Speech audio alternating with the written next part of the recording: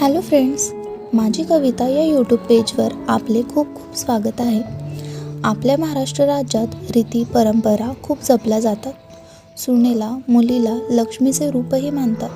पण तरीही जेव्हा सून म्हणून तिला आणली जाते तेव्हा पित्याने लहानाची मोठी करून शिक्षित करूनही परघरी पाठवत असताना असंख्य रीती परंपराचे ओझे तिच्या डोक्यावर ठेवून पाठवले जाते.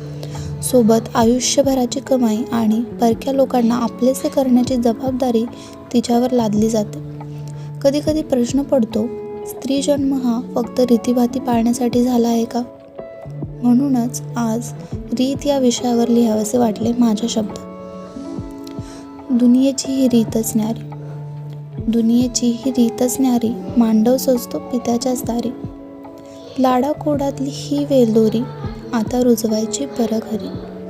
तिथंही रुजवायला लागे पित्याच्या कष्टाची शिदोरी. दुनियेची ही रीतच न्यारी. कशी ही सारी दुनियादारी, तिथंही करावी मनधरणी सारी. व्रतवैकल्ये उपास तापास, पतीसाठी ही तीच करी. दुनियेची ही रीतच न्यारी. बंधनेही तिच्याच पदरी, पतीनं करावी दुनियादारी. लाज अब्रूलाही तिनं जपावं, तळहाताच्या फोडापरी. दुनियेची ही रीतच न्यारी.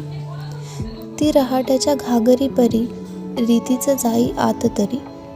भरून नेही काठावरी, भिजेही संसारी चंदाणा परी.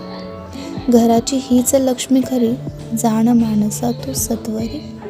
दुनियेची ही रीतच न्यारी, दुनियेची ही रीतच न्यारी.